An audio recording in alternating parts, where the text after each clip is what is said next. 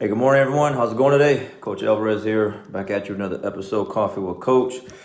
Hope you're up, making moves, got the mind in the right place. But as always, if not, let's put it in the right place. So, checking out a new video today. Listening to these great coaches, share some really good information. So I've been meaning to get to this video with Dabo Swinney. All right, Dabo Swinney, coach of the Clemson. And so I've been listening, I think yesterday was like about an hour to Lou Holtz and then Nick Saban for a couple days. But now I'm listening to Dabo Swinney. And so I just listened to this interview a couple times over. It's about 48 minutes long, looking at it. And he's talking about a bunch of different things. So I can only go over a couple topics, right? So we don't have much time. But one of the things that I really liked about this video is, because he's talking about leadership, positive leadership, is learning how to win. So obviously when he took over Clemson, the program, you got to go through some changes. You gotta go through the process to get to where you need to get to. And like he said, you just don't walk in somewhere and then just start winning. It takes time. You got to develop players. You got to develop mindsets. You got to develop beliefs. You got to develop everything, right, from the top all the way to the bottom. So in this video, he's talking about the team having to learn how to win. So I forgot what season it was, but they lost 6 out of 7 games. Okay, 6 out of 7 games. And out of those 6 games that they lost by like 6 points or less. So, I mean, they're right there. They're right there. They're right in there in the mix. Close games, but they're losing the close games. And in some of these games, they had the lead. So he was talking about one of the games in Tallahassee. He said there was 2 seconds left. They're winning the entire game. There's 2 seconds left. And they lose by a 55-yard field goal. Those are tough to swallow. Those ones will help you, make you lose some sleep at night because you're winning the entire game and then there's 2 seconds left and then you kick a 55-yard field goal and lose. It's tough, right? And then he's talking about how they lost to Auburn that year and pretty much same scenario, but then they go into overtime and then they lose by a chip shot. And then Auburn went on to win the national championship that year. So he's talking about, you don't always get the results that you want. It takes time to learn how to win. So, all right, there we go. All right, lost connection for a minute. Hopefully I'm back. This team that he had, had a good team, but they just didn't know how to win. They didn't know how to either keep the lead or come back from being down or whatever. And so that takes time to develop. And once you get that belief system and knowing that you can either come back from being down on points and win, or have the lead and keep the lead and finish out the game and win, then you're off to the races and you can go ahead and do some things, right? So, like I said, I can relate to this because I know throughout all the years of competitions that I've had, that I've been competing in jiu-jitsu, for instance, when I got my black belt, I went to compete right away. I didn't wait till I was a year at black belt. I got my black belt in December of 2007, and then I was already competing at the Pan American Games in March of 2008. So just a few months later already, and I placed. And the thing with that is I was getting pretty content with placing. I was happy to be like, man, a new black belt, and just being satisfied that I made the podium and being able to medal. And then after a while, it just became like, man, all right, I want to do more than just make the podium. That was the first step, was to at least get through the bracket somehow, get a couple wins, and then make it to the podium. And it feels good to be up there, but you want to be on the number 1 spot. So how do you do that? You keep competing, and then you're going to take more losses, but you got to figure out and go back and analyze where you made those mistakes at. So when you're back in that same position again, you can make those adjustments and fix it so that you can go ahead and win. So that's exactly what happened. As time went on, I started to build up some confidence and also learning how to win, and that's exactly what started happening. So then I'm just started accumulating, win after win after win, first place after first place, and I mean, a couple years in a row.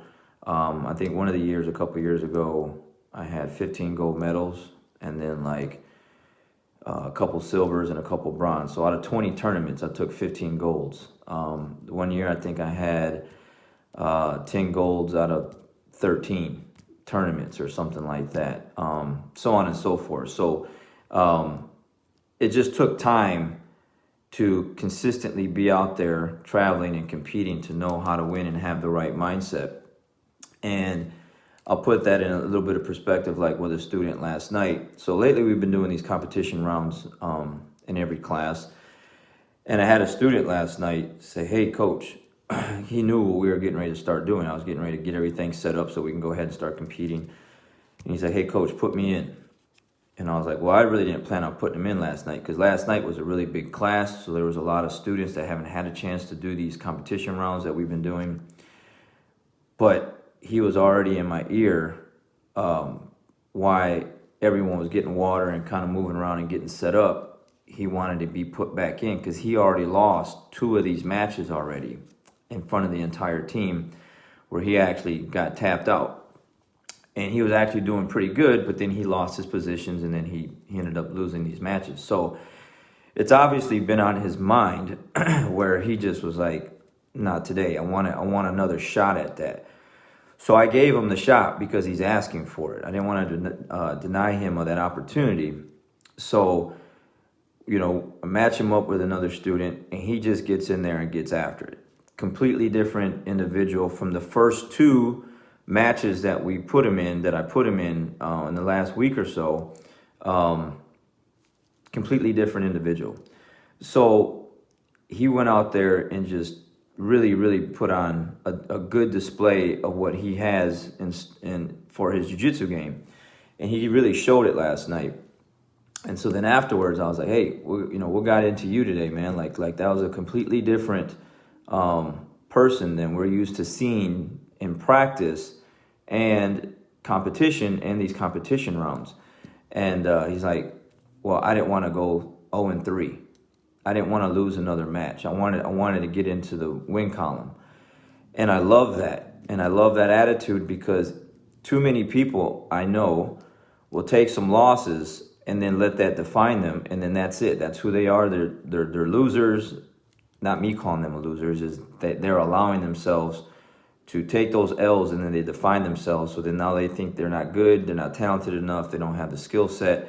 And now they're considering themselves like a loser, like they're not good enough to do it. Where this individual is like, you know what, enough's enough. I already went 0-2. I'm 0-2 right now. I want to get a win. So he just displayed a different attitude in the round, just a different way of attacking. Normally he's kind of passive with his jiu-jitsu, kind of laid back, let people do things to him. Give up positions and stuff like that, where last night he was just completely different. So it's just learning how to win, taking those losses, being able to absorb what went wrong and learn from them, and then have the mindset to use that as like, hey, I'm going to take these mistakes, these lessons learned, and put them all together and figure out how to win. And that's exactly it. So this Dabo Sweeney video, like I said, I can relate to that because that was me. I was very content with making the podium at one point, and then it became like, now if I don't take the #1 spot, that's not good enough. Where before it was good enough. It was good enough for me just to get to that podium, get into the 2nd or 3rd place spot. But now it's like, well, I don't want the 2nd or 3rd place spot. I want the #1 spot because I know that I am good enough to take that spot. I just got to go out here and put it all together and make it happen. And then my student last night saying, hey, in which normally this isn't normal for him asking to do these kind of rounds because it's in front of everyone. It's in front of the whole class. Whole class stops. We circle up, and it's just two guys in the middle, and there had to be like 40 people on the mat last night. And so it's a lot of pressure. That's what we want. We want to put pressure on you to see how you handle the pressure. And so the first two matches really didn't put on that good of a showing, right? Then last night, completely different person. So something's changing in this individual. Something, and I like the change because this change is going in the right direction. So if you don't get the win that you want right away, you got to learn how to win. Taking those losses and put it in the right perspective, and then keep building on these things that you are doing right till you do get the win. So it's learning how to win, learning how to put things together. I have a lot of those individuals where like they're really good in practice, but there's no clock, there's no pressure, there's no one really watching. You're not under the lights, so to speak. And then we go to competitions and it's a completely different individual. And you can take a kid like that in school. Like you can take a kid that's really smart and now you just put a test in front of them and they freeze up and they don't do well. Or actually some students will just freeze up just because of the initials of a tournament. So you have like a AGF, a NAGA, IBJJF, and just because of the IBJJF, those initials, those letters will literally make someone just freeze up because they know that it's a bigger, more important, harder tournament. So they're not even giving themselves a chance to go out there and do well. In their mind, it's like, oh, that's going to be tough, and so they're not even going to go out there and really give it, put on a performance like we all know they can. So learning how to win is huge. It's huge. It's just having the right attitude and taking these losses and then putting them in the right perspective and then learning from them and then being able to know how to win. So I just wanted to share that today because I just thought that was really good for anyone out there that is taking some L's and maybe feeling like, you know, you're not a winner, you're not going in the right direction. You won't go in the right direction if you're having the wrong mindset. But if you have the right mindset to change and take all the little L's that you're taking and put them in the right perspective and take those mistakes and learn from them and embrace them, you eventually will get those results you want. Because I want to say this Dabo Sweeney, he started coaching 2008, 2009, something like that. But he won the 2016 and 2018 championship. So it takes time. But in this video, he's talking about how he had to basically just come in and just redo so many things, mindsets and beliefs with his players, coaching staff, everyone around him, to where, you know, they knew they were good, but they didn't think they were that good to go ahead and win it all. And he had to change that mindset. So if you change the mindset and you take those L's and you learn from them, you'll be able to learn how to win. You know, you're getting closer, and you just can't give up yet. Eventually you'll get there, but you'll never get there if you don't stay out there and stay active and stay busy. I'm not talking jiu-jitsu wise right now. I'm just talking about just life period, just anything. That's why I'm always talking about, you just got to get back up the next day. Every single day counts. Every day matters. You know, every thought matters. And then I had like, you know, we're in like a private group with my Facebook page and the team. And one of the students last night has been eating some pretty bad foods, hasn't been eating all that healthy. He's been eating fast foods. So after practice last night, because he lost the majority of his rounds, he's like, hey, coach, no more fast food for me. I'm like, cool.